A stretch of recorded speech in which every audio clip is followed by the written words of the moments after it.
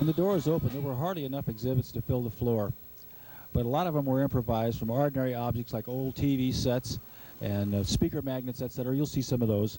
We're in the very beginning stages here of setting up an permanent exploratorium of science and technology and human perception, in which people will be able to understand natural phenomena and technology through working demonstrations by themselves.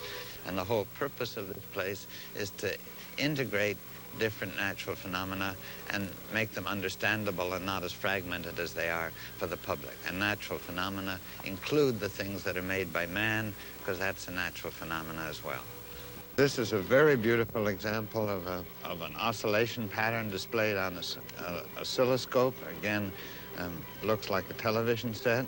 This is an electric analog. We also have a mechanical analog of the same thing, a pendulum which swings, and we're going to mount eventually a very large pendulum which does the same kind of thing on the floor of the palace.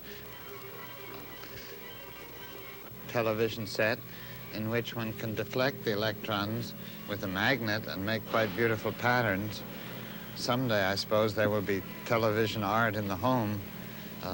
But this is also connected with the focusing properties of electrons. And similarly, we have a television set which reacts to the different frequencies with those microphones. Oh, it's a color television set and produces very beautiful, complex patterns. There are a great many other phenomena in nature that are even harder to portray than this, but perhaps we'll learn how. Don't adjust your set. These are some snowy images from Color Day in 1977. The last of the 60s style.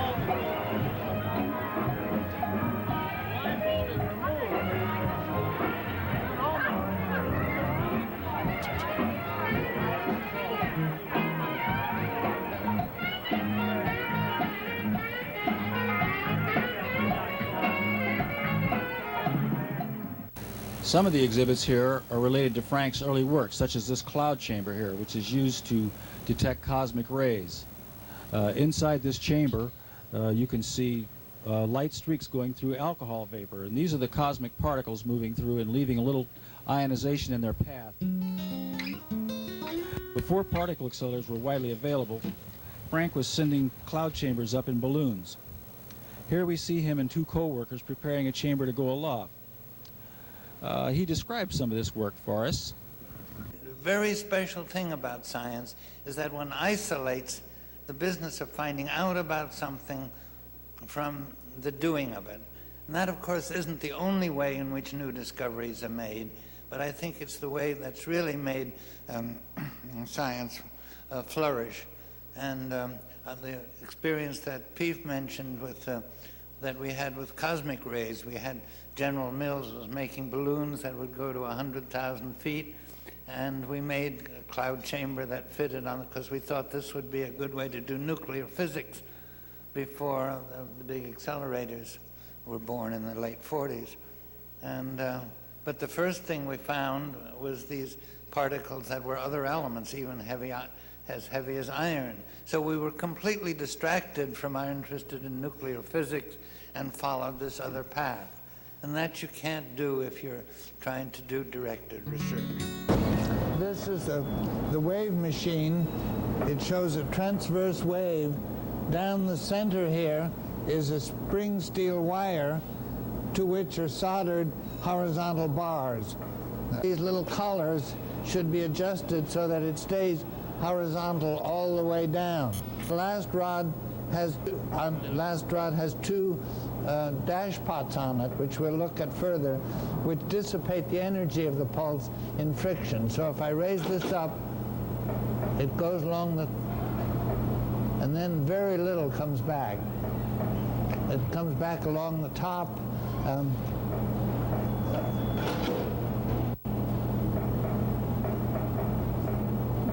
Hardly any comes back. On the other hand, if I grab the last rod there with the magnet, which also turns on the light at the other end, and send a pulse down, let's look at it down again. Now that rod is held tight, and a fairly big pulse comes all the way back. But now I'm going to run it, not quite at the top speed, and watch what happens.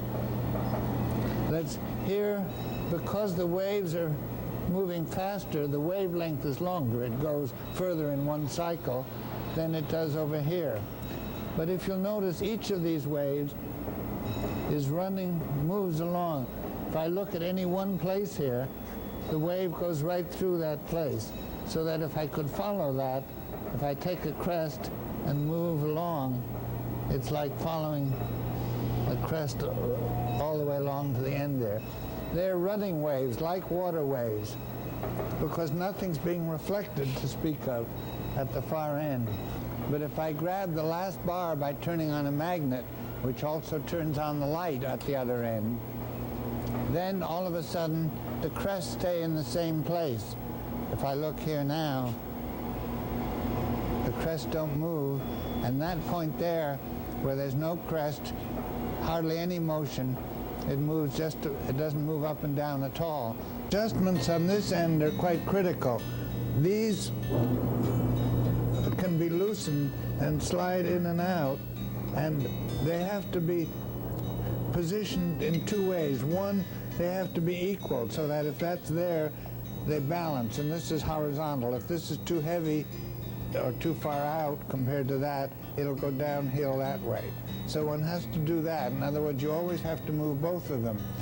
But where should they go sideways? One can only tell that by experiment, by inducing a pulse at the other end and then watching how much wave is reflected. I look down this now, I see little irregularities that should be fixed by adjusting the wires and by adjusting these little clips here that you can see from the top camera. These are the holders of the paddles, and they can be moved in and out. Let me show that with the camera that's looking down on the top here. If I loosen this screw here,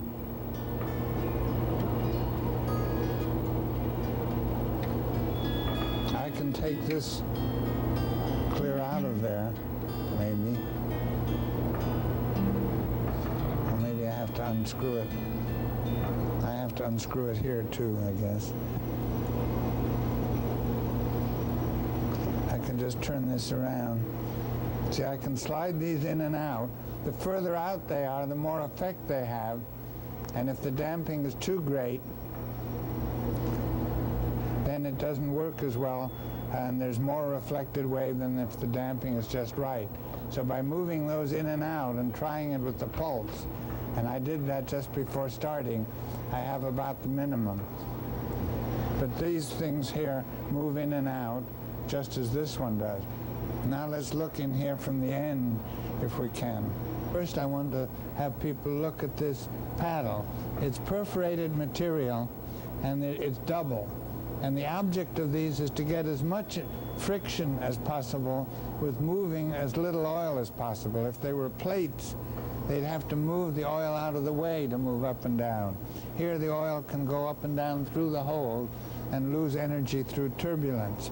Because in order for this to be an energy absorber, one needs friction.